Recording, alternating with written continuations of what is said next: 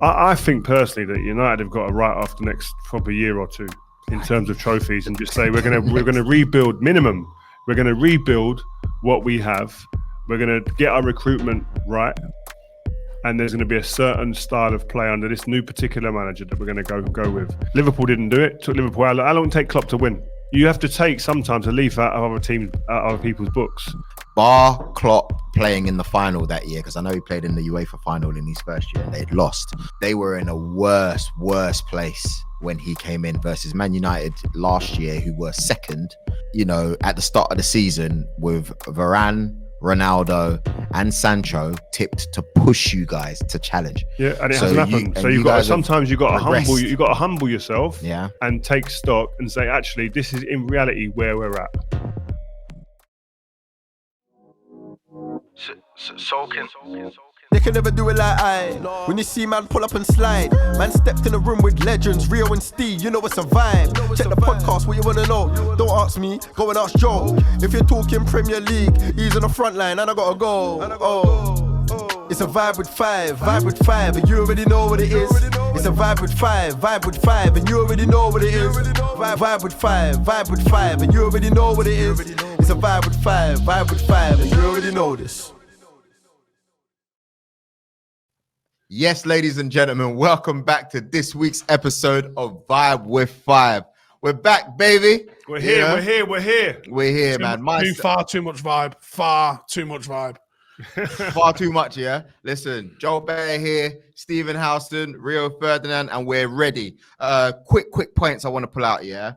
We've actually got Arabic subtitles. Yes. For our Arabic viewers. They're going to be available to you guys in 24 hours. We're trying our best to cater to you guys. If there's something that we can do to do better or a little translation, don't slaughter us. Get us, help us out. Get in the comments.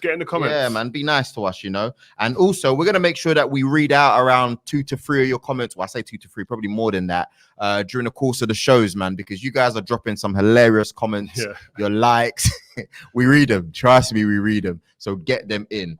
I think the most important place to start off with, Rio and Steve, is the issues that are happening around the world. Obviously, the situation with Russia and Ukraine and its effect. The way you teed that up then was like about United drawing with Watford. That was far too. I wanted to take it to like the matters at hand that affect the whole of the football world. You know what? In regards to the football world itself, I'm actually really happy with how the world has reacted, because there's a lot of the no war statements being made, etc. For me, I think that's really important. But the Champions League has been moved from St. Petersburg to France, to Paris, obviously due to Russia's invasion of Ukraine. And we've also had the issues with, for example, Chelsea owner relinquishing his duties. Have you been following what's been going on, Rio? What's your thoughts?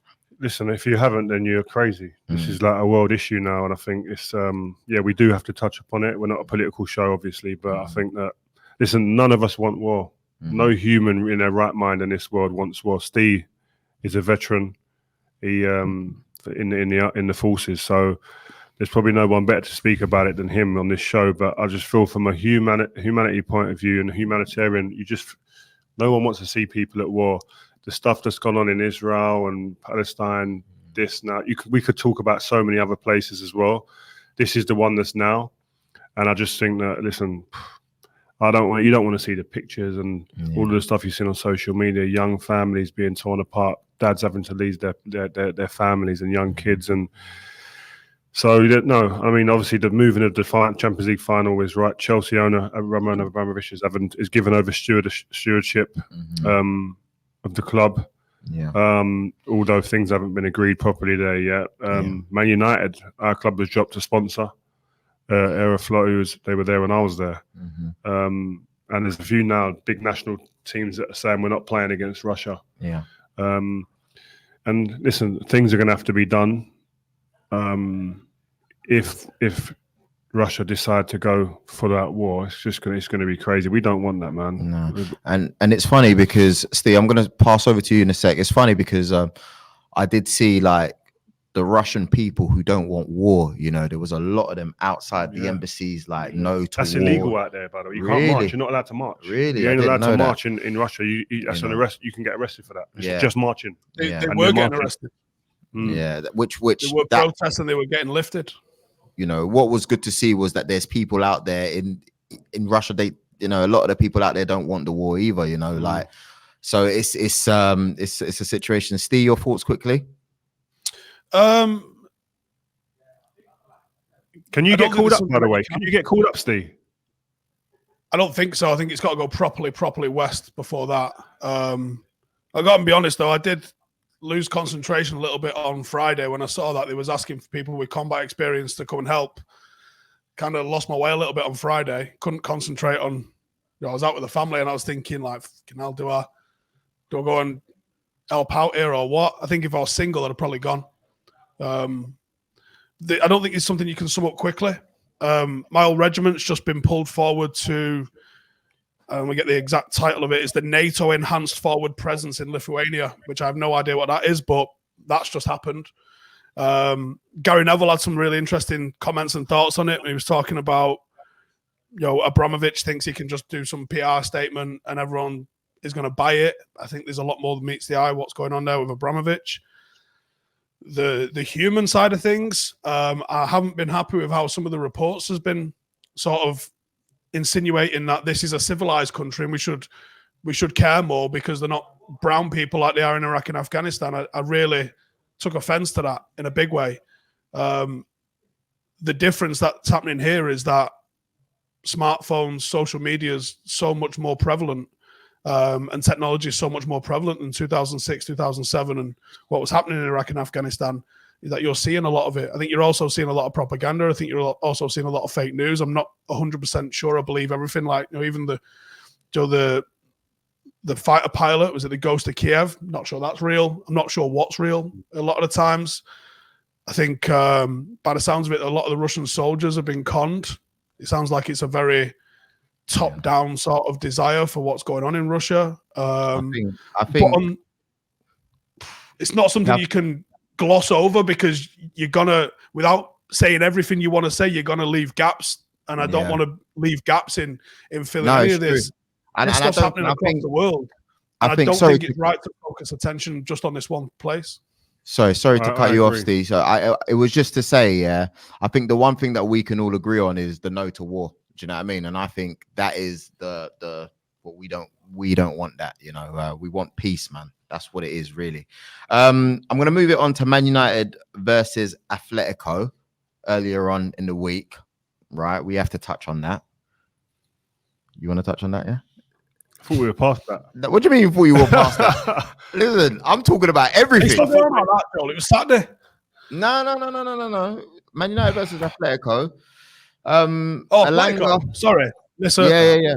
Obviously, João Felix with the soaring header. He was putting in some work. That's the best I've seen him play for really? Atletico. Yeah, really? That's the best I've seen him personally play for Atletico. He looked like the player that I presume they were buying. He's worth the money, man. And cool, good player, man. But you know what? It's United would pour. United would pour that game, really pour. Lucky, I thought, to get out with a 1-1 draw. But if you'd have asked the team before they went there, would they take that? Or they took it all day long. So let's fast forward to the weekend. Even worse. No, you got to give a massive shout out to your guy Elanga first. Yeah. No. And we can talk about him with Watford as well. I thought he was our best attacking player against Watford. All the chances that you see created, he was involved in probably 90% of them in terms of creating something at the club. Great goal in midweek against Atletico. Big game away, Champions League game, not easy when it comes on, impacts the game. But what I like about him and what I see constantly and more with him is he plays and runs. There's an intensity to his game that I really like. What you always find with young players, you just get in a team, they just don't stop running. But he plays and runs. He's on the move. He just causes like disruption to the opposition defenders. And at the weekend, a bit more composure finishing, but you could say that about Bruno Cristiano as well. A bit more composure finishing, we would have had a few goals. But Elanga, I think you have to credit him massively. Yeah. I know that Rangnick's happy with him. The other day he said he was almost on his way out on loan in Jan. I told him, no way, you will stay. Elanga plays as if a dream has come true. I wish a few other players would take him as example or role model. Wow. Steve, do you agree with these words? Yeah, I think if I'm Ralph, I am using Elanga as a role model. Obviously took his chance really well. The first on-target shot United had in the game, which was scandalous. And I'll touch on this briefly, but my major worry going into these big games is we haven't seen good performances from United against teams that were the underdog. One thing you knew with Ollie is that we'd have a go. We'd go to places like the Etihad and we'd have some sort of, we might play off the back foot, but we would have a go and we would try and strike. And I thought the distances and the fight was just missing against Atletico. We got absolutely run over. Great result, terrible performance. But with Elanga, he impressed in Ralph's first training session. And what did he say about first impressions with people? Clearly, he'd put a lasting first impression on Ralph. And instead of him, let's be honest, he probably was there to make the numbers up in a 9v9 or 11v11, something like that. And Ralph's gone, who's the kid? All right, yeah, cool, let's keep an eye on him. And then he's forced his way onto the bench. Once he's come onto the pitch, he's taken his opportunity. And this is what I say to people all the time. When an opportunity comes, no one's saying, oh, Elanga, he needs 5 games to settle in. And Elanga's not saying he needs 5 games to settle in. He's going, give it a chance, watch what happens. And you're right, and he's earning it. He's going out there, and for me, he's starting at the moment. I was going to say, he start against City at the weekend? He should do. How can he not? No, I'm not saying he shouldn't. I'm just saying that based on form, if you're doing it on form and impact, he's one of the first names on the sheet in the attacking sense right now. Yeah, absolutely. Your goal, Man United versus Watford, I really want to concentrate on that because when you're looking at the stats, 22 shots versus Watford's 10, you had 3 on target versus Watford's 2. Now, it just seemed like United are missing sitters. What's actually going on over there? Are you guys short of strikers? Or I think in recent weeks we've been worried defensively. We've been we've let off chances, letting goals, etc.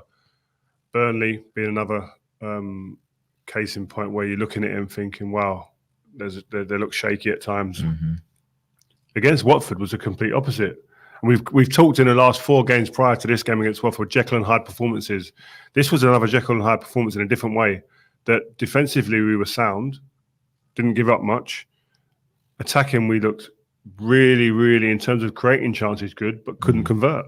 And you've got to find balance. I think the best teams have balance. They're good at both ends. They're good in the middle as well, and they can create chances. They can score goals, but also they can be stiff at the back, hard to beat, hard to play against, and nick a game 1-0.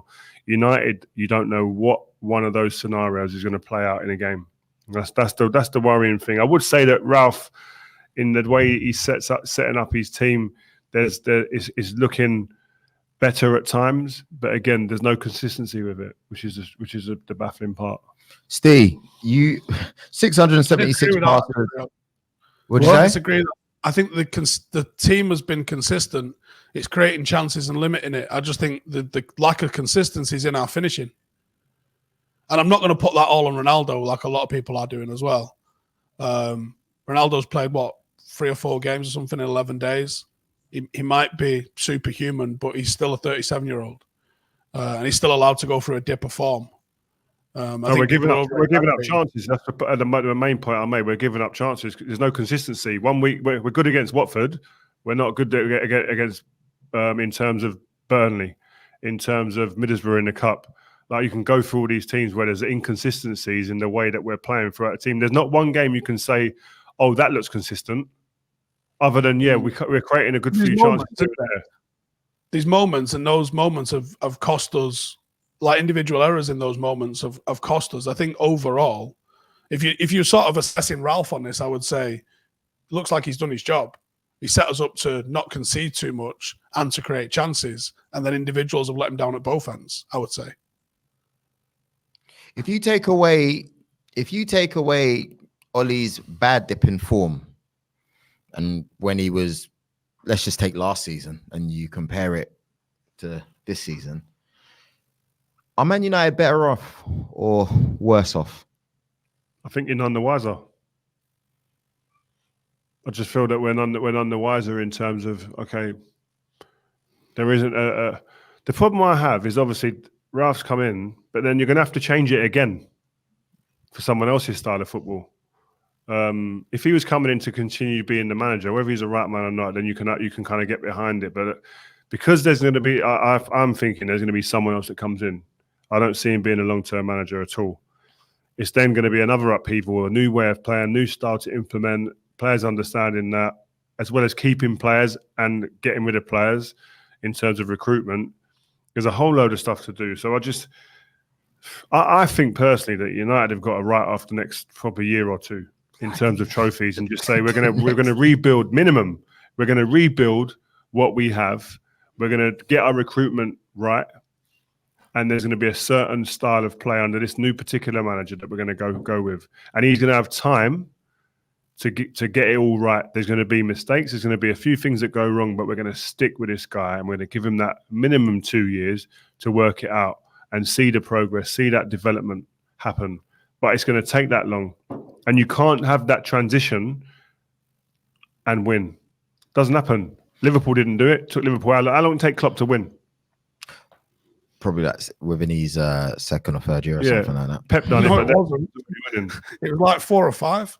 Yeah, so that's what I'm saying. So you have to take sometimes a leaf out of other people's books, unless I say stop it. The reason why I'm going to have to come in and say stop it is because where those other teams were versus where United were 12 months ago are completely different places. Bar Klopp playing in the final that year, because I know he played in the UEFA final in his first year and they'd lost. Bar that, they were in a worse place when he came in versus Man United last year, who were second. And, you know, at the start of the season with Varane, Ronaldo and Sancho tipped to push you guys to challenge. Yeah, and it hasn't happened. So sometimes you got to humble yourself. Yeah. And take stock and say, actually, this is in reality where we're at. The hype of those signings hyped me up. You know that. Hyped all the Man United fan base up. And everyone was like, oh my God, we got a chance to finish second last year. We've reinforced with these. Look at the way my man's sipping his tea. Like it's even hot. It's not even hot. It's tasty, isn't it? Love a bit of but coffee. I think reality has to come and buy it sometimes. And you've got to sit back and go, actually, where are we really at? Where are you really at, Rio? Man United aren't in a place to win and challenge for trophies. That's it. What kind of trophies are we talking about? The big trophies, Champions League, Premier League. The ones that matter, not the ones Arsenal compete for. What about the FA Cup? Bro, you lot could do with an FA Cup at the moment. What are you talking about? An FA Cup, but the FA Cup don't tell you you're a great team or team who's going to challenge for the league. Arsenal approved an example of that. I don't know about that. Yeah. Joe, we sacked our manager the day he won an FA Cup. It don't matter. The Glazers have told you it don't matter. Yeah, winning an FA Cup doesn't tell you where you are. Listen, because Wimbledon won the FA Cup. They weren't ever going to win the league. Do you know what I mean? Arsenal won the FA Cup in recent seasons. We're never going to be anywhere close to winning the league. 4 and 8, mate. Yeah, I'm just saying it's great. And listen, I'm not begrudging you getting them. I'm not begrudging you having them. What I'm saying to you, you're further away than Man United are probably. Are we? In terms of winning the league. Let's check the league table and see what it's saying because we're waiting. You're below us. No, I've been waiting for you're below us. That's all I'll say. You're below us. I wouldn't go to your table. But we have played 3 less games than you. You've got to win them, mate. All right. That's your excuse. Have you won them games? I want the points on the board. You lot have played 27 games. And on top of that, Chelsea, who are ahead of you, have only played 25 games and they're 3 points ahead of you. You lot are in trouble. Man United ain't catching Chelsea. You know what's mad, yeah? If you're not careful, you might not be in Europe at all next season. You do know that, right? If you're not careful, Joe, undo your collar, undo your butt. Be you're talking careful. That's what I'm saying, man. United. I know the comments are going to be like, "Oh, Joe, he's better off if he's not on the show because he's talking." Manchester United fans, be very careful. You might not even hear the Europa League music next season, mate. You know that you know every word. Yeah. But you know what, right? I just feel that sometimes you have to just accept where you are. Man United have lived off past successes for too long, and people have said, oh, but you're Man United. This isn't the Man United of 12, 15 years ago, where you would go, oh, they're going to win this. They should be. Man United as a club historically should be challenging. But where they are right now, No. Can we put that picture, whoever's editing? You know, there was that picture that went in the group the other day, in the black and white of your team. What did you think when you saw that? Memories. Yeah, I thought the black and white just made it worse. You know, lost that game. We got beat that game. It was an Arsenal game, innit? Yeah. I hate how people go, oh, look how good we used to be. Because I remember that game and go, we got beat on penalties after battering them lot. Yeah, deserved it that day. I'm still sticking it on Man United because Joel's always obsessed with Man United. Yeah, I am. I'm here to challenge the status quo. Nemanja Matic, right? Man of the really match good game, actually. Would you say? Sorry. Man of the match last 2 games. Been really good performance. He's still not the wonder, obviously. I mean, it's due to age, but if you had him like 4 or 5 years ago, my God, you wouldn't. You would have sorted out your situation with Fred and the whole DM stuff going on, right? Ralph or Fletch or whoever it is this week that's doing transfers needs to go and make a DVD compilation and go and throw it at everyone wearing a tie at Old Trafford and just be like, see him. This is a finished number 6. Get us a good one and see what we can do. And while you're at it, get us a striker, and maybe a right winger, maybe a defender. Maybe a Talk about reset. Matic, he's someone that we don't speak a lot about on the show.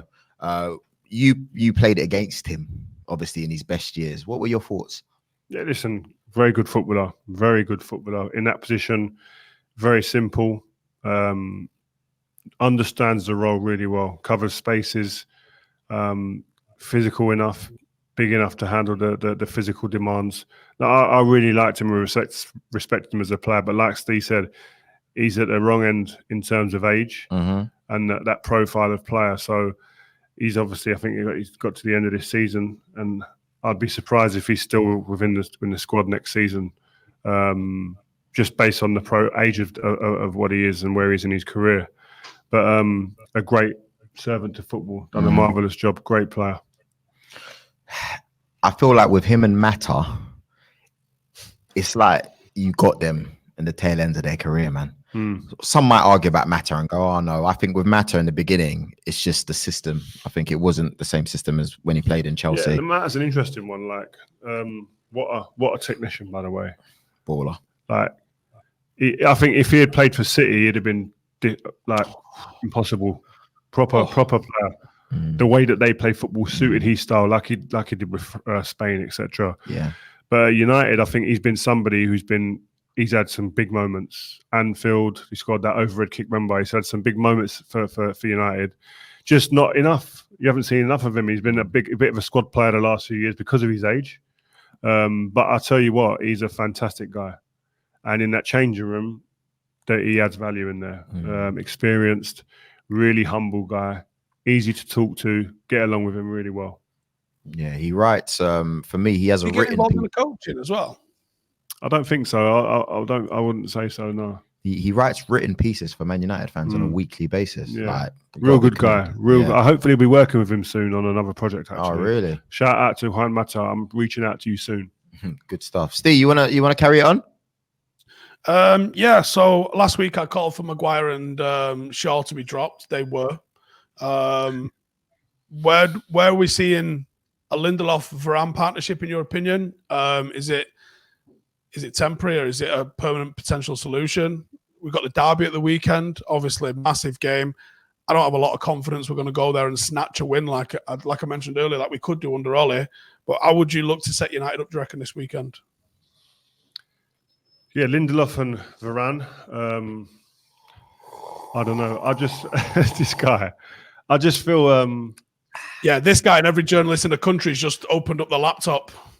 Yeah, no. Bro, listen. I think there can be improvements. I think Lindelof is a good player, solid player. Is he going to enable you to win the league? I don't know. Is Maguire going to enable you to win the league? That's the question as well. Because the thing about someone like Ralph and all the top teams now, when they play on the front foot and are aggressive and want to win the ball high. So therefore, you need defenders that can defend on the halfway line, 1v1, 2v2, or 3 against 2 if you need that security. But if you can play 2v2 or 1v1 on the halfway line, that enables you to have more bodies in the opponent's half of the pitch. Hence why teams do that, to win the ball early and be closer to the opposition goal to score goals. Liverpool do it tremendously well. City do it really, really well as well. Bayern do it. 3 of the best teams on the planet. Everyone's going that way of playing football. Ralph Rangnick's style of football is like that. Can Maguire do that? Can you do that with Maguire? That's my problem. That's my issue. And that's because his pace doesn't allow for that. He's always going to be looking over his shoulder. And if I'm a centre forward, if I'm one of the quick centre forwards or quick wide players, quick attackers, I would be hanging around where Harry Maguire is. For all the good traits that he has in his game, that is a big weakness in his game. And that is a fundamental of all of the top teams, is to be able to play 1v1 on the halfway line. So I think for Maguire, long term, unless he can find that extra yard of pace, is going to be maybe difficult for him. Wow. There you go. Did you guys used to defend 1v1, or would you try and go +1 at the back? Sometimes if you're chasing a game 1v1 on the halfway line, 2v2, what you'd normally do, you'd have one of the fullbacks that would stay. No, we wouldn't really. You'd either have one of the fullbacks that stay and you'd play a 3 against 2, because we normally play against 2 centre forwards. Or you'd have me and Vida would mark man to man, and Carrick might stay in front and be 3v2. Normally, so you're always trying to be +1 at the back. Yeah. But then if you're chasing a game, then it's just like 2v2. Go, you just got to go and play risk. But you have to be able to do that. The top teams, the top players can do that. You like I'm saying, Yap Stam, leave him on the halfway line, 1v1, not a problem. Do you know what I mean? Virgil van Dijk, halfway line, not a problem on his own. Do you know what I mean? This is what the top ones can do. Is that where you felt you excelled being in that United team, is knowing that you might have a 50-yard duel with someone? Yeah, up until I was obviously, and I started carrying injuries and stuff like that, then it became a little bit more difficult and it slowed me down. But in my prime, I wanted a race. I say this to young defenders now, and you want to look good. You want to show your best traits off. So I'd say I'd stand in a position that would give the forward the favour and give the forward the advantage, and say to the man, say to the man on the ball, he's in a better. He'll get to the ball if you play it over the top, and then all of a sudden just turn the burners and drop gears and go and get there, sweep it up, do a little shimmy and play it out to someone. Everyone goes, "Oh my God, Rio looks unbelievable." But what I say to young defenders now who are quick like that is don't that's wasting energy. Keep your energy for the moments that you need it. Do you know what I mean? Get in the right positions. Because what I worked out when I got older is if I stand in the better position, that tells the man on the ball not to play the ball, because he knows I'm quick enough and he knows I'm in an advantage at the moment of where I'm standing, so he'll pass it somewhere else. And so sometimes I'd go through games where the ball don't come near me at times because I'm playing in the right position. They know that I'm quicker than the centre forward. Why play it there? We're going to lose it. It's a sign of respect. Yeah. So but you got to earn that over time. So it's about being able. And Van Dijk, you see him doing that now. I saw him last week in the Champions League where someone went through and he just went 1v1 with him and just said, "I dare you play it past me and try and kick and run." The guy didn't even try. Turned out and played sideways. Yeah. No, you see it all the time, especially when he's playing next to Matip or whatever, who I think has been brilliant this season. By the way, Matip's underrated on the ball. He's better at passing through the lines than Virgil. He passes through to the strikers much cleaner. Yeah. But Virgil's got that big switch that just like is a bad weapon. I think there's an eye-catchingness to the switch, isn't it? But I think the more effective pass is that one that goes right through midfield and hits a striker's feet. That's the one I used to like. Yeah. Into Wazza, Van Persie, Van Nistelrooy, them guys there. But yeah, anyway, sorry. Quick moment, guys. Just letting you know that you can. We're shit. Steve. No, go on, Joe. I'll do that again. Just to let you guys know, Gazetta Dello 5 is out every Wednesday, so make sure you watch it. What time? 12 noon. Here's a little clip if you haven't seen it. Bam. I want to be 100% honest with you. I was asking about Cristiano last week, and the answer I received is he's not planning to leave. He's not planning to make up stories about his future. He's just fighting for United. He wants to fight for United. He doesn't care about Captain Armband at the moment. A lot of stories on Maguire and Ronaldo, but on both sides, on Maguire's side and on Ronaldo's side, they received the same answer. They're not thinking about it. They're thinking about results. Man United need results, and Cristiano wants to be part of that project. So at the moment, he's not jealous of any rumors around of Man United signing a new striker, because they will sign a new striker. As Rangnick said, it's 100% sure. They're already working around the market to see who could be the right player. They're not deciding now, of course, as we mentioned last week, but they will sign a new striker. And Cristiano is not jealous. He knows that maybe they need at Man United another striker, also with him staying at the club in the summer. So at the moment, with Cristiano, no problem, and not creating an issue into the club. I want to be 100% honest with you. He's not making up any stories. Cristiano or his agent or people close to him. Fabrizio. Shout out Fabrizio. Shout out to you. Love that guy. Let's talk about Liverpool versus Chelsea. Steve, did you watch it? No, I heard there were some real genius substitutions at the end, though. Yeah. Yeah. The goalkeeper. There were some chances though in the game, man. Listen, man. That was you know what? That was one of the most gripping games that I've, and obviously with the penalties as well. Best Carabao Cup final I've ever seen. Yeah, it was a great final. Best 0-0 I've seen for a while. Yeah, for a long time. You know what? Yeah, I know that's your mate and it's your pal, but I think Mason Mount has a lot to answer for in that game. He missed a good chance. Listen, man, I saw a couple, if I'm honest with you. And I expect him, because of the player that he is and the player that we know, I expect for a player when he's in those positions to actually finish him, Yeah, but you can't judge him on that game. He's missed a couple of chances, but how many has he got in positions where he's banged the back of the net and you go, what a player. Do you know what I mean? You can't kill a man just for, it's a big game. It's not killing him, but I reckon I have it's okay for me to be able to say, no, I expect better from him. If you look at, he would expect better from himself. Yeah. And if you see what he did yesterday, for me, it's just a comparison to what his season's been like. Like and it's an overall summary when you compare it to him last season. Last season, he was chewing that up. He bangs that last season. But it comes sometimes confidence and whatnot. But he's had injuries as well. So yeah, it's not been great. But listen, I think also during that game, by the way, you look at it and you think, wow, these guys are playing at a good level here, man. There was quality on show. There was great defending. Thiago Silva, what he's doing at 37 years old is ridiculous. Cool and composed, calm under pressure. He's talking to teammates, talking them through the game and stuff. So shout out Thiago Silva. But in the end, listen, we can all sit there and ridicule the memes that are going around about the substitution and Kepa. Is funny. It is a laugh. But it's not Kepa. If they won, everyone looks at the manager as a hero. Yeah, he's done it before. In the Super Cup, he was the goalkeeper.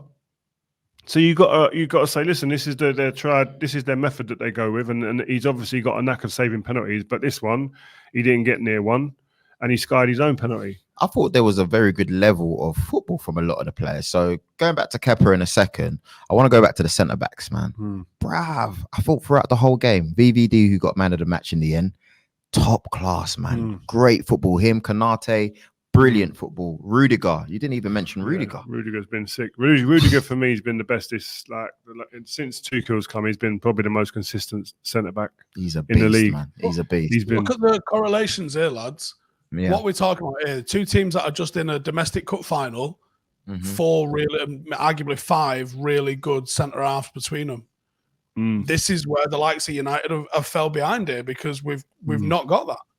No one's purring over our centre halves the way you are here. I mean, like Thiago Silva came here after being at Paris for how long? I was like, he's dusted. Premier League's going to absolutely chew him up and spit him out. And he's been mint since he come. Playing in a free might help, but he's been absolutely class. Playing in a free helps, and alongside Rudiger, who's an absolute animal. And he's normally got pace alongside him. If it ain't Christensen, it's Chalobah. Christensen ain't as quick as Chalobah, but them two. When I see them against Leicester away, Chalobah and Rudiger either side of Thiago Silva, I thought, these. That's when I was thinking they're going to win the league. But no, yeah, I agree with Steve, man. Defenders, the ones we've just mentioned, there are all in tip-top condition and working well together. And the goalkeeper as well, man. Massive shout out to Keller, man. Like he was top class, man. Like, and he really deserved it. Great penalty as well. Good penalties overall, to be honest with you. On Mendy, right? Mendy's comfortably, I believe, the best goalkeeper in the world at the moment. Yeah. On form, playing well. Has Tuchel dropped a potential clanger here, taking him off at a pivotal moment? What if he goes on a bit of a downward spiral of confidence and form now on the back of this decision, which has absolutely shot him in the face? No, but he's done it before, hasn't he? So, and I think Mendy is just that guy, man. Like, I think he's so confident. So many people now tell him he's the best goalkeeper in the world. I think it's just going to help him, you know. But yeah, massive shout out to him and Kelleher yesterday, to be honest. Jurgen Klopp as manager. That means he's now won the Champions League, the Super Cup, the Club World Cup, Premier League, and the League Cup. Surely this adds to the momentum for him to win something else this season. The quadruple still on. Yeah, I think this trophy, because it comes so early in the calendar, it always tees you up nicely towards the end of the season, gives you a bit of confidence. It doesn't mean you're going to do it, but you'd rather be sitting in Liverpool's shoes than anyone else's at the moment. I think obviously City are 3 points ahead, but the momentum at the moment, not that it's shifted, but Liverpool's is gathering pace. City got a very good result, albeit quite lucky, I thought, at the weekend against Everton. Very lucky. But these two teams are going to go head-to-head, toe-to-toe for the whole remainder of the season. Well done, Liverpool. Say it. Yeah, say it, Steve. Nope. You're not saying it. You'll never hear me say it. Yeah, well done, Liverpool. Well done, Liverpool. Yeah. All right, cool. Let's move on to Arsenal versus Wolves. I thought that was a very important win for Arsenal. That was huge result. Huge result. Did you deserve it? I think we did. The way we went 1-0 down really early, and I think Wolves deserved to go ahead. I think they were absolutely slapping us about in the first half. Second half, I think we really fought for it. I didn't always think players like Lacazette were having a great game, but my oh my, when you're that hungry, you deserve to get a winner. Like, even though it was an own goal in the end, the hunger, man. Only Liverpool and City have got more points at home than you guys. Your home form is dragging you through, huh? Well, to be honest with you, you gave some mad stat last week like that. I didn't really. You went viral on social media. Remember? I mean, you went viral on social media. Oh, the one I got from the stat pack that you made. Yeah, no, it wasn't. It wasn't wrong. Yeah, but it's the fact that you had the audacity to pull it out. But I can. If it's a stat, it's a stat, and if it's right, it's right. What? Didn't you see that? You didn't even care in it. You were all over socials. Yeah, it was hilarious because you had said United have got the most. Only Liverpool or City had the most points or something like that. Like, and it just went everywhere. What one was that? That was on BT. Hilarious. Yeah, that was on BT. It was true though. You need to stop it sometimes, man. It was true. Yeah. But yeah, so I think, the players are doing all right. Odegaard, Saka, we do fancy top 4. I think the only bitter point for me is seeing the way Aubameyang is flying over there in Spain, man. If we had a top striker like him at the moment, Steve, I would tell you top 3 is on, you know. You see the goal he scored in the week? Mate, he's got 5 goals in 3 matches. He's killing it. No, not just the goal he scored, the goal they scored as a team that he finished. It was absolutely textbook. All 11 players touched it. I think a couple of the midfielders might have had 3 touches, but for most, it was 1 or 2 touches. Obviously, until it gets to Adama Traore, he had about 9. But they moved it left, right, back, forward. It was absolutely sex. It was amazing, honestly. I only saw the highlights, but is it when he scored the hat-trick? I'm not sure which goal it was. Okay. Do you know what? I just feel that he just looks happy again. He is. Like, I saw him at Arsenal for a number of months where he just didn't look happy, and people undervalue or underestimate how important your happiness is when you're being a footballer or any job that you've got. You have to have that element of happiness and enjoyment and fulfillment. And he just wasn't having that at Arsenal. I think both have benefited from him leaving. Arteta has got even more stranglehold on the squad, more respect probably. They know where they stand now. There's a line that you don't go beyond. whether we don't know the details of that, but also Aubameyang has gained. He's got some love back. He's got some attention. He's got some belief back in his game that's being given and driven into him by a manager that really wants him to be there and appreciates his footballing ability, the way that he likes it to be done. But I think that no one's doubted the way he scores goals, the rate at which he's always scored goals in his career. I don't think anyone's doubted that. There's obviously something that's gone on behind the scenes at Arsenal that Mikel Arteta said, you know what, I ain't having that. And you're going to have to go and have to make an example of you. Like we always say, that will come out in the wash when one of them does a book or something at some point. But I think both have worked out for each other. Especially, listen, if you guys finish fourth, then Mikel Arteta is justified completely in what he's done.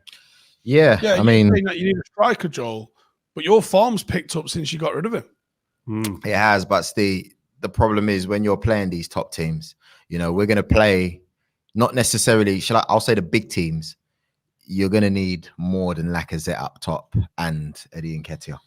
You are. It's as simple as that. All right, so we want to give a massive shout out to our sponsors, Sokin, global payments, international money transfers, all in one app. Rio, have you been using your Sokin app? Please? Of course. It's what you do. You download the app, you use it. Attention to Everton fans as well and Fulham listeners. Sokin is giving you the chance to earn up to 15% cash back on your club payments. You can save when you spend with the Sokin card on tickets, merchandise, and food and drinks at the stadium. That's actually really good, you know. Yeah, that's sick. So you're there, buying, you're spending, and saving. Can you imagine? So all of you guys that want to get Lampard on the back of your shirts or Mitrovic, you can do what you want to do. He's a bad banging. player. Needs to do it in the Premier League. I was going to say, is he the best ever championship player, do you reckon? Oh, Stop it. No. Lee Trundle. Goal scorer. Lee Trundle in the championship. There's some people putting numbers up in the championship. I mean, no one put the numbers that he put up. Exactly. He's not the best player in the championship, though. He's got the best goal scorer, maybe, if he breaks the record properly and like dismantles it. But, which he's going to do. Yeah, he will. But there's better players that have played in the championship. He hasn't quite cut it in the Premier League yet. Yeah. No, Rio, sorry, do you remember Jack. Steve Bull? Steve Bull, come on. These type of guys. Serious savings, no hidden fees. Download the free Sokin app and make sure you open your account, because if you guys do this, not only will you have the benefits, etc., but it means you're also available to be part of our competitions, all the good stuff that we've got going on. So make sure you get involved. Steve, do you want to ask him about moods, that any players that he knew who would have had who performed based on their moods, please? Well, you pretty much did it, didn't you? No, you did. I've done it. Did I do it anyone before that question? Did I answer it a little bit? Yeah, No. we spoke about your players not being happy. We spoke about with Rooney and that, and Rio bottled it and wouldn't give us anyone's real name. Oh, is it? Oh, yeah. A couple of weeks ago, you said you didn't say because we had a similar topic. Yeah, but players that are moody. I don't think it was tolerated at United. Yeah, you said you didn't really play with people like that. Not even for England. No one was moody. Like, I remember Berbatov got dropped in the Champions League final and was like really upset about it, and rightly so. But it didn't last for long because the strength of the change room and the manager wouldn't allow someone to be moody like that. Do you know what I mean? Nemanja Vidic sometimes would walk around a bit moody about stuff, but then would snap out of it. Do you know what I mean? But like, Isn't that just to a point.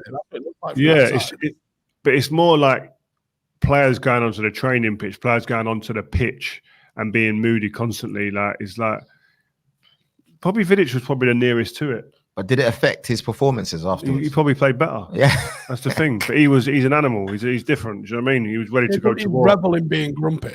Yeah, he was ready to go to war every morning. But there's some people that want to be moody to destabilize a change room and become a bit of a cancer around a change room, and that can spread, and that's dangerous. And you get rid of them quick. You shut them down or get rid of them because they ain't good for the environment. Touching on the Vidic relationship, what was that like? Because we've been waiting for you to bring him on, by the way. Vida, you know I keep ringing you and texting you, bro. But you know what? We don't want to do a Zoom. He's in Serbia at the moment. We don't want to do a Zoom. When he's here, we'll get face-to-face one. Yeah, because Vida's like, that's top notch there. We need to have Vida. What's that relationship? Is he no longer in Milan, or is he just on holiday? No, he's living in Serbia. He's running Serbia. President of Serbia soon. Berber's going for president of the FA, Bulgarian FA. Yeah. I'd love to see Berber with that, man. He would be like Goodfellas running that. You know what I mean? Yeah. So what's that relationship like with Vida when you guys are having that interaction? Because obviously as a centre-back pairing, you need to be talking to each other. You know, if you're dealing with someone who can be moody sometimes, how do you, Rio, manage it as a captain when you were, but also your equal colleague? He wasn't really moody with me, I've got to be honest. But I had some players around the change room would go, "Have you seen Vida? Bloody hell, he's got a head on today, man." Is it? And then I might bump into him at some point, and he might have just snapped out of it, or you can see he's a bit stressed, so you might leave him for that day. It's just managing personalities, and that's what happens in a workplace. You've got to manage when the right time to speak to people, have a laugh, be serious. But me and Vida had a tight relationship. We spoke a lot, not necessarily about football, but just socially. We spoke a lot about all different things, different topics. Mostly in the steam room, to be honest. We used to go in the steam quite a lot together during the week. But he was a really serious dude, man, serious character, but really thoughtful. And someone who was just always analysing, self-analysing situations to become a better player. Because when he first came, it was really hard for him. I've always said this, like, I remember, I'll never forget, Wazza said to me one time in training, like, "Where the hell's he from? Who bought him?" Because he was that bad in training. And he was saying, like, "Oh my God, Rio, I've never played against anything like Louis Saha or whoever other players it might have been, or Rude or Rooney or Cristiano." He said, "Rio, what is this? This is like every day I'm playing. This is harder than the Premier League. Every day in training." Wow. So, which it is, because you're playing against the best. There's only like one or two other players that would probably get in that realm of players in the league at that time. So you're literally playing against the best strikers every day in training. At the beginning, he struggled physically. He didn't have the capacity to deal with it, but he just put his mind to it. And this guy become a beast, man. He become an animal. Wow, that's incredible, man. I really look forward to the day you guys can sit down and talk about your career together, man. Yeah. What would that show called? We're just going to sit there and shut up and just look at both of them. You know? Like, It'll be good. I can't wait. It'll be good. We'll get it done at some point when it suits Vida. Yeah, man. Rio, do you reckon opposition fans know about Louis Saha? Because I don't think he gets any respect. No. Louis Saha was a problem. Like, I'd say in training, he's up there with the hardest I played against. Like, bro, he was like a hand grenade, wasn't it? Quicker than anyone. Yeah. Physically could go toe to toe with anyone. Could jump higher than most. Could hit. He didn't know what foot he was. He was that two-footed. Didn't know. The manager asked him once, like, when he missed a penalty against Celtic, and the manager said to him, like, "Louis, what foot are you? Bloody hell, what foot are you?" He went, "I don't know. They don't know." Like, it was just mad. Like, and then he was just, and he was aggressive. He's one of them players that didn't know he was running into you. He didn't know that he stepped on your toe. He didn't know that he elbowed you in the shoulder blade. He didn't know just that rock solid. Like, he didn't know that his head hit you when you went up for a header. He was just like, mad. He was a bad player, and he had mad opposite movement. He'd come short to get the space to go in behind, like the way you see Mbappe doing it now. Go short, go long. Go long to get the ball short. And even Wazza nicked one of his turns. Remember that turn when the ball gets rolled into you and you take it over there with one touch, but then take it back straight away with the outside of your foot. Wazza used to do that going out wide, like he was bad at it, Wazza. But the first one I saw at United was Louis Saha doing that off both feet. Bad, underrated player. Injuries killed him, his confidence and whatnot, but wicked player. When you saw him in training, yeah, obviously he comes from Fulham, knew he was a bad player, but what was that like? Was it like within one or two sessions? Was it within the first session that you realized? I forget really, but it was just over a period of time you look at him and go, wow, if this guy catches fire, stays fit and gets confidence, whoa. When he was on the pitch, you just knew that, listen, Louis is going to do something. Something's going to, if it click with him in that game, it's a goal. Because he was unplayable. Wow. Underrated? Loved him. Definitely. If he could have stayed fit, he'd have been a cult hero. He was mint. 100%. Because he give it everything as well. He worked hard, man. Good guy. Man City versus Everton. Whew, City got lucky. You know what? I think that's 3 points that's going to win him the league, you know? I don't know. You get them moments, though, in the run-in where you go, boy, that honestly probably hurt Liverpool more than anything. Like, didn't dent their confidence for the game. They won that game, but when you're watching in a title race and you're watching your opposition play and you're looking for that little difference, that little decision, that little bit of luck, and you think, you know what, this game's going to finish. They're going to get something out of this Everton. And then something like that happens and you are sitting on the floor thinking, and it's late in the game as well. And you're thinking, oh, no, this is a liberty. They go and score late as well. And you think, nah, it just floors you a little bit. But you know what I liked about it? I don't know if you saw the match, Steve. Yeah? What I liked about it was the passion from Frank Lampard, Ashley Cole at the end. They made it clear, not only for the referees in the league, which Frank will probably get fined for everything he said, even though I thought it was a good post-match. They made it very clear that it was not on. I mean, Rodri handballing the goal, handballing the ball, sorry. It was clearly underneath, the shirt rule. It was a disgrace. The whole build-up, it makes no sense as to why that goal didn't count. It was a disgrace, and saying that the Premier League have clarified that the VAR team didn't think there was a conclusive evidence for handball, nothing to do with offsides on the day. Like, how can you sit there and say that? And that's why I get how Frank was in the interview after. Like, he was just like bemused as to think that how can anybody sit there and not even think that needs to be looked at, let alone given. Like, it's just like, wow, man. It just doesn't. I don't understand it. He said his 3-year-old daughter would have seen it. Yeah, which is true. If he gets fined, it's a liberty, because they should be looking at it and go, you know what? I can understand his frustration. Let's let a little bit of like, what's the word I'm looking for? Common sense prevail here, but they won't. I'm sure. Steve, when I first saw it, I thought. Because I knew the handball rule changed at the start of the season, and it changed from the arm to below the T-shirt, didn't it? That was the confusion, I think. And that was what I thought was a major problem with it. But when I've looked at the rules properly this morning and had a read up on what it is, it's bottom of the armpit. So it's not like a proper T-shirt. It's not a shirt. A shoulder cap. Yeah. It's like how the shirt you wear. That's the T-shirts you wear, them tight ones. It was bottom of the armpit. That's crazy, man. So it's literally like a shoulder cap. It's not like if you wear a T-shirt down to the elbow, you can't just handball it there. Like, it's literally just like a hand at the top of your. So middle of the bicep, which is where it hit him. Yeah, that's handball. But I thought that was where the initial confusion was.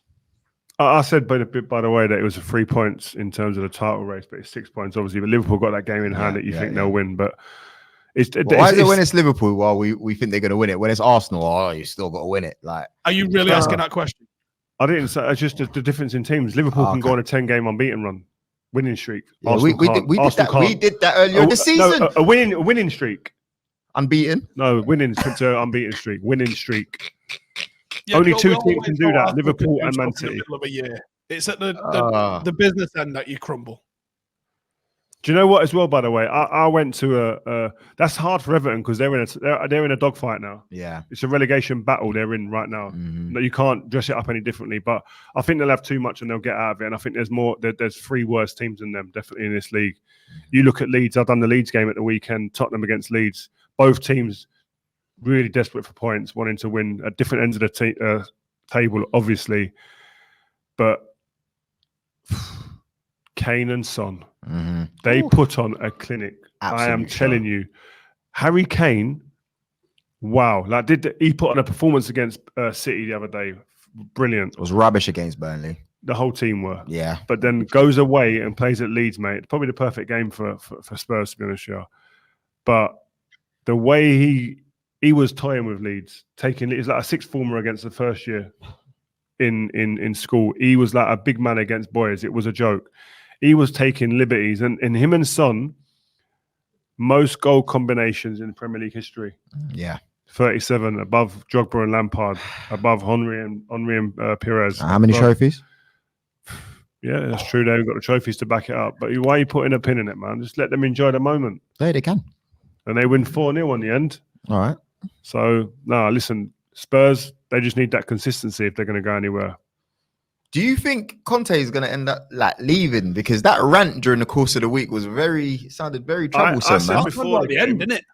Yeah, but exactly, Steve. I said before the game, based off of that interview and the way that the inconsistencies at Spurs, if they don't either guarantee him big funds in the summer or he doesn't see a change in the attitudes of the players and the character and that desire and that determination to win that matches his, he will go. He won't take one or the other. I think he needs both of them things to stay. Wow. And if he doesn't get both of those things, the guarantee of the money, but also the character, the desire, the will to want to win, the consistency with this team, he will say, no, this ain't for me. I'm not having that. And I think he'll be unapologetic in doing that. Steve, this is why he should have went United. Oh, Conte. Yeah. Shut up, you wedge. Why not? Why not? This is what you need. Someone who doesn't hide behind. This is what you need. It doesn't matter if you come out and say it. It's not going to change anything. Same way coming out and saying that Tottenham's not going to change anything. Daniel Levy's a Bond villain, mate. He's sitting there stroking a cat going, I don't care what you say. I'm in charge. That's it. He's got one of those spinning around chairs doing that. But you don't reckon that it's in a way what he's done? I think it's clever because he's taken off the pressure for himself, even by blaming himself, saying, maybe I'm not that good. But we all know he is, right? Yeah. Well, besides Steve, we all know he is. But at the same time, it's like it puts the responsibility on the players, and I think he got a good response. Personally, I think it was a clever move. What about Bielsa though, the other manager in the other dugout? Man, bye, man. Gonzo. Yeah, man. And apparently there was loads of fans. Bielsa fan. To him. Yeah, go on. I'm a Bielsa fan. I think he's a revolutionary in football. I think he's a visionary. I think he punched above his tactics work though, Steve? That's a flaw. I think he has his way of playing, and Pep's a little bit like this. It's plan A, or we're going to lose 4-0, right? And I think that's it. The problem is Pep's got a world-class team, and he's got a championship team, and I think that's the main difference in him. I think outside of maybe 2 players, that Leeds team is just pure championship guff, top and bottom of it. And I think if he had a bigger club, I think he'd have a different story going on. But you also, you can't really excuse him not recognizing what he's got at his disposal and maybe not having a plan B and grinding a 0-0 out or getting a little 1-0 somewhere. Because they either win or they get battered, don't they? Do you know what? I respect him for his beliefs and he stands by what he believes. And I respect that to a point, but it's almost gone to a fault. Well, it has, where he will not accept any type of flexibility with the way he sets his team up. It's these tactics, do or die. That's it. We're not going to change, not going to deviate from that. We're going to go man to man all over the pitch and we're going to press as hard as we can. You're going to run 20 miles each a game. Do you know what I mean? But is that sustainable over time? Do you know what I mean? And it's proved for Leeds that it's not. Listen, albeit he's had 3 big injuries. The captain at centre-back, Calvin Phillips, probably their best player, and their best top goal scorer, Bamford up front. 3 players taken out of that team. Spine of the team gone. So you've got to put that as a balancer. But again, when that happens, you think, I better start altering my tactics then. If I've lost my 3 best players and 3 most influential players, I better maybe alter my tactics slightly even then. But he altered personnel, but he didn't alter the tactics for me. And I think that's probably his undoing. As much as I really, really, really admire him, there comes a point when you've got to maybe have a little bit of humility. I'm not saying humility is the wrong word, but you've got to have the willingness to be able to adapt the way you set your team up to give them a chance. You're in the relegation battle. It's true. And they are. Who's next? He says get Big Sam in, hasn't he? Yeah. And Andy Gray, they said bring in Big Sam. Is that what they said? Yeah. You can't go from Bielsa to Big Sam. No. Were they joking? I don't know. He's their mate, isn't it? Big Sam's their mate. Oh. Big Sam's their mate. Wow. Who is actually next? I'm hearing Jesse Marsch, former RB Salzburg manager. Leipzig as well, yeah. Could be coming in. Got the sack not long ago. I think he won 5 games out of 14, I think, in his last job. Whether he's the man or not, American guy. He does like to play a pressing game, albeit different to Bielsa, but he does like to press the pitch and break forward quickly. But I don't know. The problem you got is that the squad that he's got there is very, very tailored to what Bielsa wants, and the way they recruit at Leeds is very much it's a Bielsa player. And are those players adaptable to new tactics? I'm sure they will be, but the person that comes in now has got to be able to hit the ground running and do it immediately. So it's a big task, big job, hard job, but it's not impossible. We'll see. I want to rattle through the rest of the results. West Ham, who everyone's saying they're not going to make top 4, but they're still here, Rio. Yeah. They got Wolves 1-0. They got a chance. Big result against Wolves, by the way. Big game. Souček in my dream team. Yeah. He's been bad for me this year. You haven't been good enough this year, man, but you've done me a good one this week. Yeah, man, they're just there. And I said they'd fall away a little bit and finish in a Europa place. But listen, if Man United don't finish there, I'll be championing West Ham to get the 4th place. Did you say Arsenal? Pardon? Did you say Arsenal? No, I didn't. Just checking. Even Brighton beat Brighton. Beat Villa. No, Brighton got beat for 2-0 by Villa, didn't they? No. Wow. You know what, Stevie needed that result because they were in a bit of a bad form, man. Yeah. So good result for them. Newcastle, by the way. Steve, what are you thinking about? They have absolutely turned it around. I thought the signings that they made were good signings, but you didn't think they would have the impact that they've had, because the impact that they've had is it's almost like they've been waiting for February to start winning games. And I think the form that they've put together now, I think they're safe. I think they're going to climb out of it and be safe. And I think there's a couple of people looking over the shoulder. Like you said, maybe Leeds pulled the trigger because they're looking at it going, actually, we could get dragged into this with the form of everyone else. Burnley are like scrapping around and picking points up as well. And you only need like 2 or 3 wins and you really climb yourself out of it with how many points people are on down there. Newcastle have absolutely shocked me. And I'm gutted, to be honest, because I wanted them to go down. Did you? Yeah, of course I do. Why? Banner, innit? Well, yeah, for that, for one. For 2, being the richest club in the world in the 2nd tier, hilarious. And also, if we're being real, they're probably a threat to United, even though you're like, they're just climbing out of relegation. Yeah, because if I asked you now, who wins the league first, United or Newcastle with the investment that's about to come down the pipe, I don't think you can answer that question.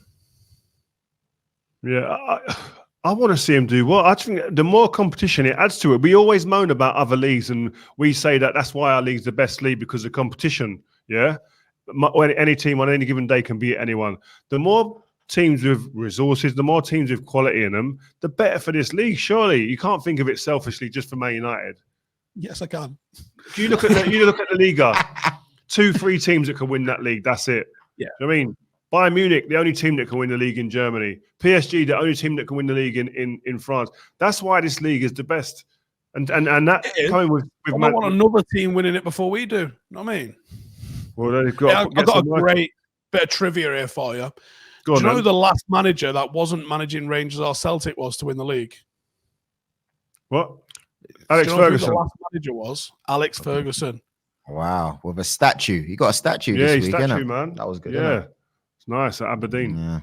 Some people, young guns, will be going, "Why is he getting a statue at Aberdeen?" He managed. Took him to Europe. Won in Europe. Exactly. Do you know what I mean? Beat Crystal Real Palace, Madrid Burnley, man. Crystal Palace, Burnley. I'm rattling through Palace, Burnley. I think Vieira, man. Just please, let's just give him a round of applause for a great first season. Solid.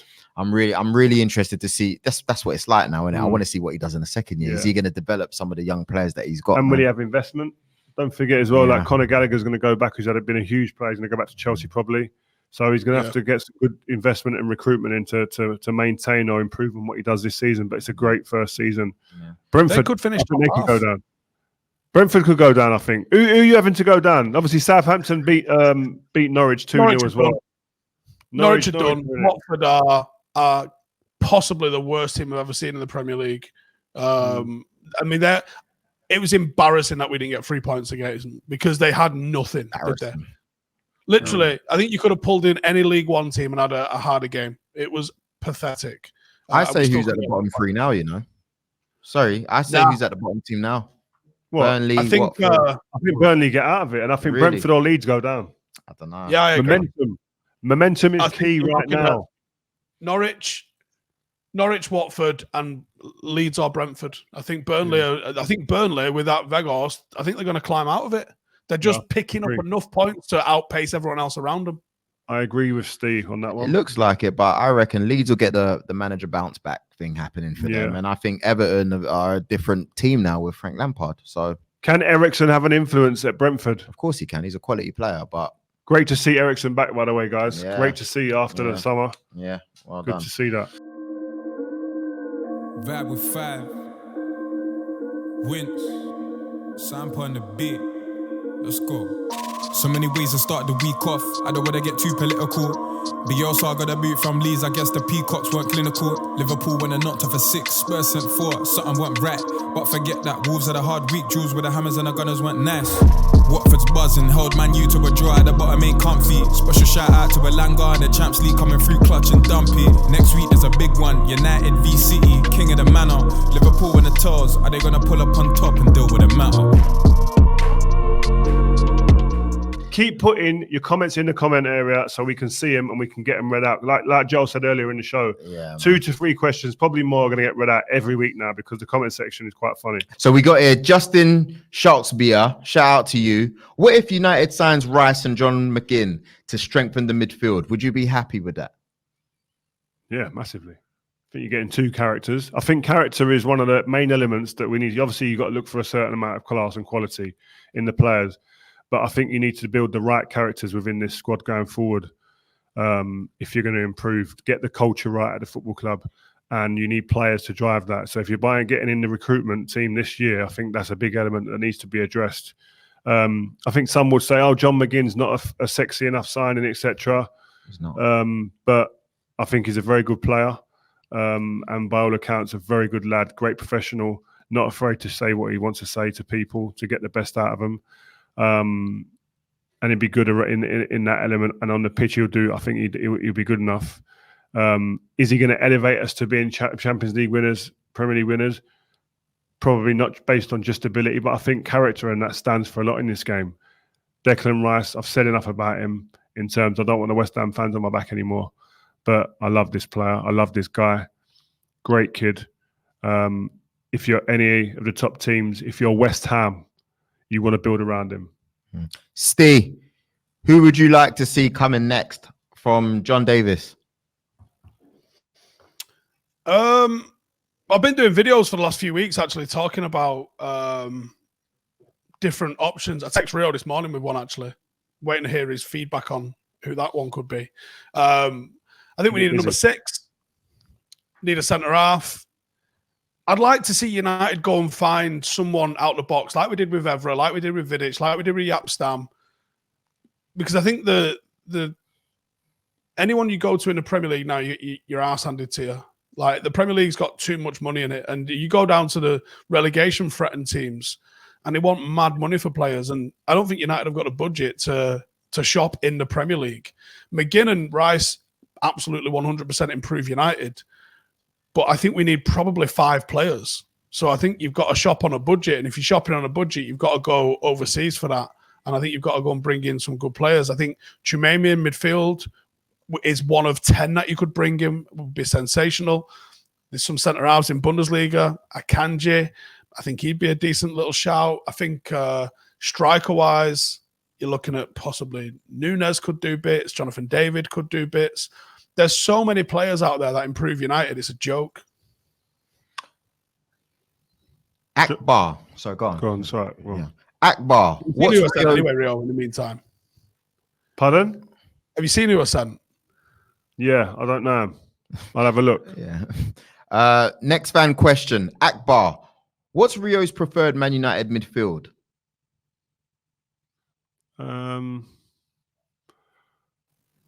That's going to play question. 3 midfield. I would play Bruno, Pogba, McTominay behind. Bruno, Pogba, McTominay behind. Bruno and Pogba in the 8s and McTominay behind. Okay. Last question. Shepo Sai T Dalda says, Rio, prime Liverpool Torres before Owen? No. I think they're talking about kind of like messing with the stuff we spoke about last week a little bit. No, there's way. not a big. There's nothing. It's not big between them. I've got to be honest. Is it? No. Oh, Prime wow. Torres was. Yeah. a problem for people. Yeah. I'd still go Owen. Serious, I would. Come on. I still go Owen. I saw something on telly yesterday when he come back from the World Cup and played against Newcastle, banged the hat-trick in, started rubbing his hands like it was normal days. Like people forget what he was doing them times. He was dismantling the Premier League as a teenager. He was a joke, man. These people need to start putting some respect on No. Owen, listen, Owen's a big boy in the game. We understand that. And we're not talking about United Owen either. We're talking about prime. Yeah, Liverpool Michael Owen. 100%. United Owen, the one who won a title, that one. Yeah, that one. I reckon if you're ranking forwards at Liverpool, Premier League era, I've only really watched since 1990, so I can't comment on any of the ones that they had in the 80s. I know Ian Rush and Dalglish. Aldridge. So I've never seen them, so I can't say. But if I had to go for Premier League, Mo Salah's number 1. I think Suarez number 2. I am putting Torres ahead of him, and I'm putting Fowler ahead of him as well. Michael Owens, he's looking at getting the top 5, I reckon, for Liverpool in the Premier League era. That's mad. No, we're talking over a career's worth of football, the time that they were spent at the whole time, yeah? If you're talking about their best year or 2 years at the club, Michael Owen is in the conversation for the best. Yeah. All day long. He's still up there. In terms of a defender playing against best season, though, out of all of them. A defender playing against all of them, Michael Owen keeps you up later than any others. Have you played against all of them? Yeah, yes. Did I play against Salah? I probably have played against Salah. I played against Torres. I played against Fowler. Not Salah at Liverpool, obviously. No, I didn't play. I've not played against prime Salah. That's the difference. Yeah. If we're talking number 9s, mate, Suarez, top player, great player.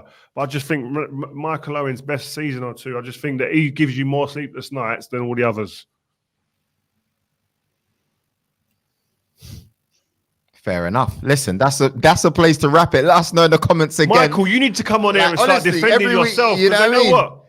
I'm not having this. I don't want to keep talking on your behalf. You know, get on there. Do you know what? Us about it. Tell us what it is. Do you know when he scored the winner in the derby against City? Yeah. Do you remember Ask him what who the subs were after he scored that? You what? Ask him what I said to him on the pitch when he scored that goal. When he comes on. Well, I don't know him. What did you say to him? Nah. Leave. I was gonna say leave it. Leave it for when he comes on. When he came on anyway.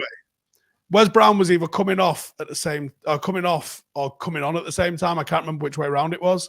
But I remember as I was clapping, I was like, just in case anyone's confused, I'm not clapping Michael Owen. This is for Wes Brown. And then about 15 minutes later, I ended up about 19 rows away when he put that goal in. Oh my God. Madness. Wow. Guys, that's this week's episode of Vibe with 5. Make sure you keep on watching. Rio, is that episode with you at PSG coming out this week? Because your Insta was looking fire with Mbappe, Verratti. Next week, guys, we've got to hold it. Got a bit of editing to do. But, guys, there is some good stuff on there, man. Some really nice stuff on there. Going to PSG, meeting some of the superstars that they got there, spending time with the manager. Behind the scenes is going to be live and direct here, so do not miss it, guys. Yeah, put the notifications on. How you raise the bar for dads when dads go away on a little shopping trip or a little work trip? The picture of yesterday. It was dope. Anyway, it's a signed shirt from Mbappe and Messi. I know, man. Unbelievable scenes. Can't believe it. My kids were buzzing. They couldn't believe it. What did they say? I left it a couple of days. I've been back, I think, a day or two, and then last night I thought, you know what, let me just draw it out now. Yeah. Just after Sunday dinner. And I took my little boy Cree out into the hallway, put the kit on him, and he walked in on it. And I could see the two boys. The boys went, "Oh, look at him in his nice kit." And he turned around to run away with the ball or something like that. And they both saw the signature, and I could see in their eyes, it was like, "Right, Dad got him one and not me." Yeah. Without saying it, I could sense that feeling. Then I just walked out, come back in with their one. They went, "Yeah, Dad!" Running around the kitchen. So yeah, mad. You started Project Mbappe. I saw it on IG. Project Mbappe. It's not a game. It's out here. Training this one up. Yeah, that's a good one. Guys, we'll see you next week. Make sure you stay tuned and watch the other shows on the channel. Peace.